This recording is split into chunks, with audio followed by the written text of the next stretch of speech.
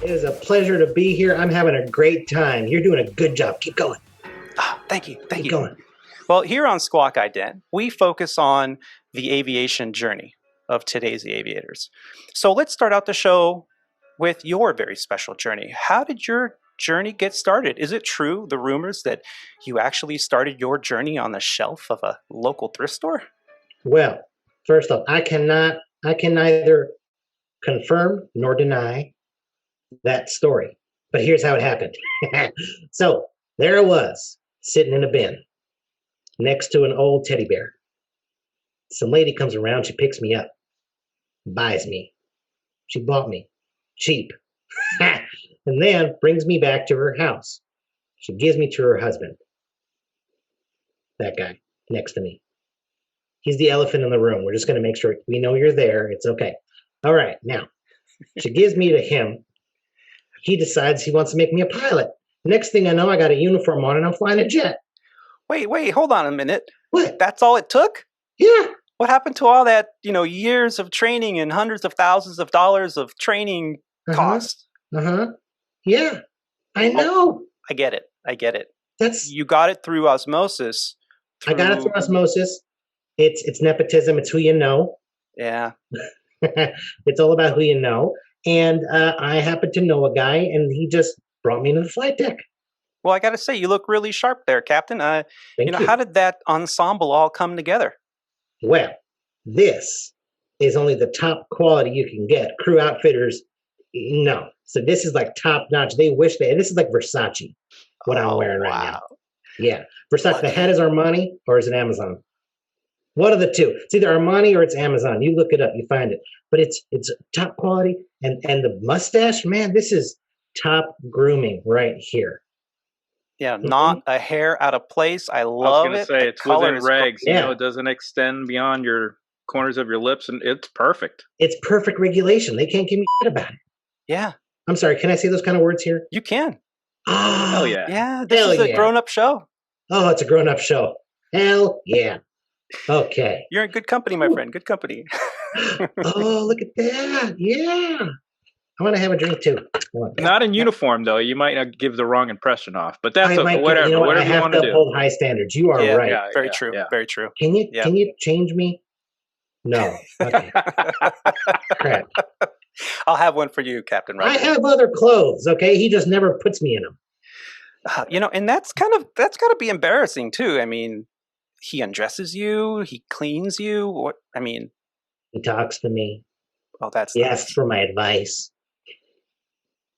That's a great idea. I think I might need a friend to ask advice that I completely control 100%. When you talk to yourself, people call you crazy. When you have a puppet, you're a puppeteer.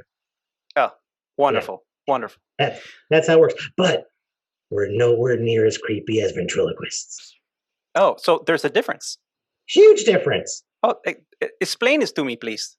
Okay, if you looked at Bozo's face right now, you would see his mouth making the same words I'm making. A ventriloquist keeps their mouth totally still. And then their dummy or puppet talks for them. You don't know if the puppet's alive or not, or the words coming. He can make your toaster talk. Okay? You can't. Captain Roger, something tells me that you would make a very good ventriloquist. Me? Yeah, I probably could. You'd probably be really good at it. Yeah. You could probably make Bozo talk without moving your lips. I'm going to make this marker talk. Oh. Here we go. Okay. Hi, I'm a marker. You didn't see my lips move, did you? Not at all. Nope, not at all. That's amazing. And that was my first time, too. That. I think there's a Vegas show in the works here. There better be. Penn and Teller can move out, make room. America's Got Talent.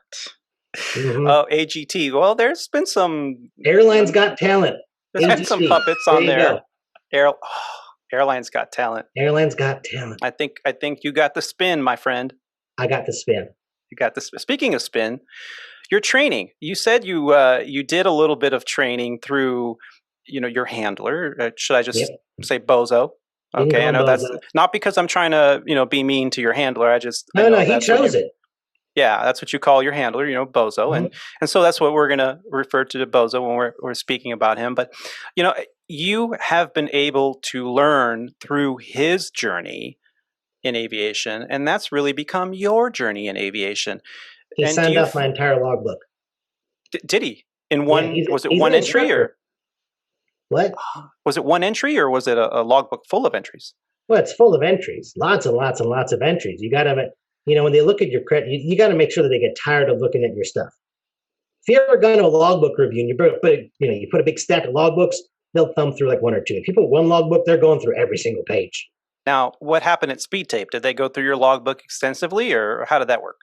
Well, at Speed Tape, I met this guy named Louie, and Louie's like, "Hey, I want to start an airline. You want to fly with me?" Yeah, I do impressions too. And I was like, "Sure, I'll fly an airline with you. What do you have?" And he goes, "I have half of an Airbus." Half an Airbus. Yeah, the other half's a Boeing, but we'll make it work. So we got together, and I wrote the manuals, which was like, up is back, and down is forward. I put a note: pedals are not for braking. No, just for braking, rather. And that's how we started. I was their first pilot. We hired one more. Staffing was terrible. Yeah. Yep. But that's seniority. So you've become quite important at your airline, being the number one pilot. Does that make you the chief pilot too? I am the chief pilot. I am the most senior pilot of our union, which makes negotiations really difficult. And I call the shots, and then Louis tells me I'm wrong. Oh, he tells you you're wrong because what does Louis represent as the dispatcher, and is he also? Well, Louis is essentially a one man or one rodent, I guess. One rodent? Rodent? Is that offensive? One rodent SOC, Systems Operation Control. He does everything. Yeah, from dispatching airplanes to is he also in charge of maintenance and MEL issuance? Yeah, he's a dispatcher. He's crew scheduling. He's maintenance director. Wow. He's also in charge of getting K-cups for the coffee machine. Don't say that too loud, because I'm sure that our airlines that we're currently flying for would love to combine those roles into one paycheck. Yeah. Oh, you mean like they're trying to get rid of a pilot from the cockpit? Yeah. Yeah. I like that. I wouldn't put it past them. Yeah. Don't say it too loud. Yeah. So, for a puppet, I'd say your flight training was pretty extensive then. Pretty extensive. I learned from watching. Mm-hmm. And then after watching for a while, they said, take up this half Airbus, half Boeing. I'm like, sure, I could do that. It had a side stick and a yoke. I didn't know which one to use. And I just got in there, pushed the throttles forward, thrust levers, push the thrust levers forward, right? And I took off. And because it's a half Airbus, half Boeing, I took off and it said retard. And I'm like, what? No, wait, not now. I know that's wrong. And it was not a comment on your skill level in any way, shape, or form. It was just no. It's just European speak versus American speak. I got you. Yes, I'm very familiar actually, because the airplane on every landing calls me that, and I haven't figured it out. You're an Airbus guy. Yeah. What's it like eating your lunch on a table, spoiled brat? Sorry, I didn't say that. When they had lunches for us, it was actually quite nice. And for the past probably 5-6 months, it's been a cold sandwich that looks like was made a week earlier, and the meat is like different colors. And I'm sure your co-host, who's my namesake Roger, can talk about crew meals. Yeah, Roger, I never really asked you about that. Do you how do you do crew meals? Do you eat, Roger? I just put him on the spot. All your listeners are going to hate him now. Corporate's a different world. We can pretty much do whatever we want. So you have the fancy catering coming to the airplane. We'll typically not do catering. When you do catering, it costs $100 for a sandwich. Just say. So we try and be somewhat responsible for the client's money, and we'll order something from some kind of sandwich shop, and we'll get something for the pilots, something for the people in the back if it's breakfast. Oftentimes I'll stop by the store and I'll pick up stuff. We do not go hungry. I'll just kind of leave it at that. And none of the food that we eat looks like it's been sitting on a shelf for a week either, Captain Tony. Yep. Yeah, well, I've stayed away from a crew meal now for quite some time, and I got to tell you, it works. Yeah. I only eat it if it's last resort. Oh, yeah. You know what I mean? Last resort. I jump seated a few times on mainline airways, right? Mm-hmm. Yeah. Transcon jump seating. And the captain looks at me and says, "Hey, you want my breakfast?" I'm like, "Yes, you get breakfast? Why aren't you not eating this? Do you not want it? I will eat your food." Pilots are always I try to offer the hours same. and food. Yeah, I try to offer the same to jump seaters, especially if they're a regional or a low-cost carrier pilot that's trying to get home or trying to get to work. Hey, your crew meals are ready. It's like, well, I'm going to pass, but go ahead and give it to the jump seater. And 9 out of 10, I turn around and it's gone. It's crumbs. Wow. It's pretty embarrassing, huh? Those poor regional pilots were jump seating, and the mainline guys will offer you their crew meal, and it's like we haven't eaten in 4 days. And they're just kind of turning up their nose like, I've eaten this for the last month. That's because we're giving them the puppy eyes. Yeah. I was a regional pilot for 13 years, and I sat on that jump seat every week to go to work. And I tell you what, I'm a little hungry. Could I at least have your yogurt cup? Please. Yeah, for sure. I have nothing to look forward to except a little bag of pretzels off the little galley cart. Oh, that's if I could find it. Yeah. Well, there's always the coffee. I've heard about the wonderful coffee that you guys serve at Speed Tape Airlines. What is that? How is that brewed? Is that I don't know how flavored coffee? I don't know how it's. You think I know how to brew coffee? I get on the radio. I call commissary. So commissary, I want coffee. They give me a carafe. It could be filled with stale Coca-Cola. I don't know what's in there. It's brown. And then we put it into the heater, and it sits there all day. And passengers want it. It's like coffee makes you have to go, right? And the first thing they get on an airplane, they want to drink a coffee. And you know what's going to happen? They're going to want to then afterwards go to the lavatory and dump a deuce in the lab, which was instigated by carafe Coca-Cola coffee. Yeah. Well, 3-day-old percolating coffee, that's the best cure for any kind of constipation. Yeah. But it's like they want to go to the lab. I mean, nowadays, I'm sure the lab is a lot cleaner. But I'm sure it's a lot cleaner, Yeah. Yeah, for sure. Yeah. What's your favorite memory? I deadheaded on a. This is actually I'm going to give a shout out to this. I deadheaded on a Southwest flight recently. Okay, I did. Incognito, but I did. Oh. And I was wearing a mask, but I took the mask off to have a drink of water, right? And then when I took the mask off, I inhaled. Smelled like a hospital. Now, if anyone here is a 737 pilot, or you've ever been on one, 737s have the smell of an airplane that was designed in the 60s. It does. Oh, yeah. Absolutely does. I don't care if it's the new one. I don't care if it's a brand new Max out of the factory with the plastic on it. It's going to smell like a plane that was designed in the 60s and should have been retired a long time ago. Smells like a wet sneaker. Yeah. This one smelled like a hospital.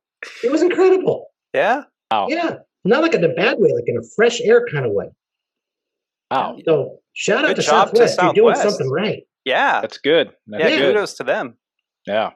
Absolutely. Mm-hmm. Rob, have you had that smell situation on one of your airplanes where you could smell it like a hospital? It's like a hospital? No, never. No. Not at Legacy. That's all I could say is no.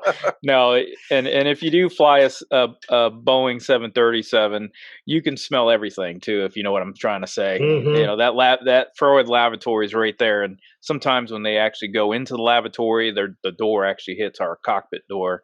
Uh-huh. So when they're rushing in there, when the doors are boom, slam, boom, and then a few minutes later, you're like, let's turn that airflow on high, okay?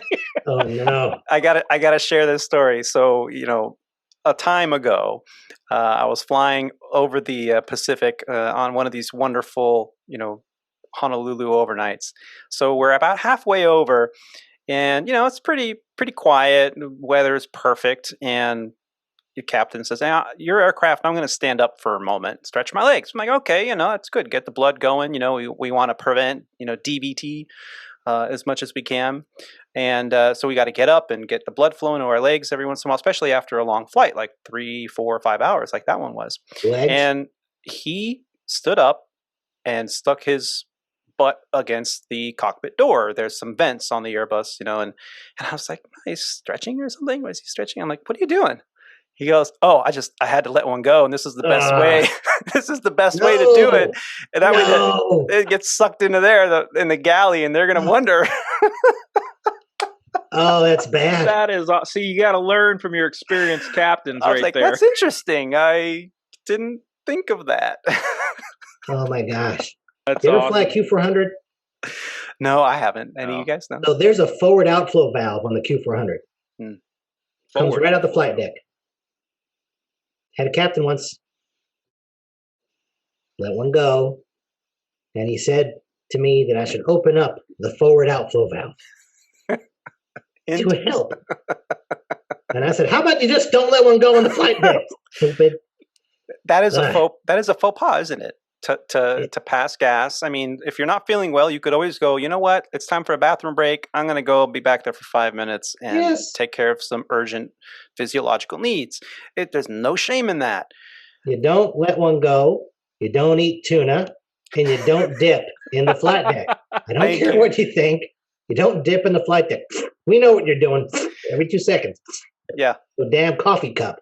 Yeah. And my favorite is when they take an empty Pepsi plastic bottle that is clear, and they're sitting there and they go, and you could see the, it's disgusting. Then they swish it around. Yeah. Like, look what I have done.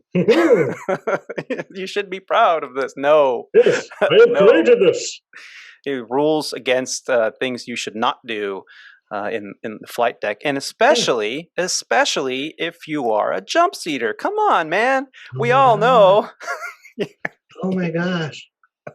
Anybody got an empty cup up there I can use? No? Okay. I'll just have to fly to Wait, no. Okay. This happened to me. I did this as a jumpseater. I'm sorry. I asked, "Do you guys mind if I just close my eyes for a few minutes?" And they're like, "No problem." This was in an Embraer 145 jump seat, right? So if you've ever been in one, you know pretty it's tight. Yeah. Next thing I know, here I am slumped over the center pedestal like this, like that. I wake up and I'm just slumped full forward, right in between the two guys. I felt so bad. So bad. But it happens. It happens. And most of us have sympathy for those, having to commute in an Embraer or CRJ or a small regional jet to get to work. It's cramped up there. And if that's, the only way to get to work, and you're tired or you're going home, especially, hey, you got to rest your eyes. As long as it's not during the sterile cockpit period, right, Captain? What? I don't think they got their clearance yet. Oh, man. I do not remember V1 of that day. Oh, yeah. Yeah, we've all been there. Yeah. So, these are some pretty crazy stories. What are, the highlights to things that you've witnessed or experienced out there on the flight line? What's the craziest story that you can remember? Craziest story I could remember. I think I was I was a new captain, but flying into Newark, there's some rain, there's some storms, and at Speed Tape Airlines, we are very strict on our touchdown criteria. Okay, you got the touchdown markers, then you got the 500 feet after that, right? So you got the 1500 marker. So you have to touch down by the middle point between those two markers. Oh. Otherwise, I want you going around. Yeah. That's pretty strict. Why? That's right. Because aircraft carriers, we can do it better. That's why. So you try to grease it on every time. Grease? No, you plant the you put it down. You can't aim for a 250 piece of asphalt and grease it. Come on, man. But coming in, right? And I don't think gonna make it. So I say, "You ain't gonna make it. Go around." Just like that. Pilot flying looks at me and says, "What?" Touch. And we were outside the 250 part. I said, "Go around, go. Put the thrust levers forward." And we were up in the air. And he looked at me as if I was crazy because it was only an 11,000 foot runway remaining. Oh. But God damn it, procedures are procedures, man. We're gonna go around. Well, I applaud I'm the you chief for pilot. I don't have to go and have a carpet dance with myself. Folkwall probably would have seen that, and the gatekeeper probably would have called you. Snitch.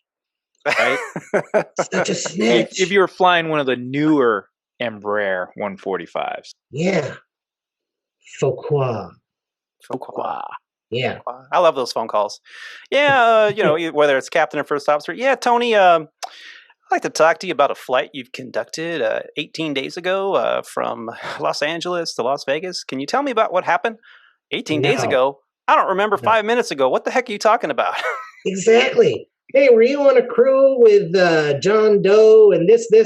And you're just like, maybe. I just answer the question with a question. Tell me what I did. Yeah, what I'll tell you that's seen? true. What does the data show? Yeah, I mean, Exactly.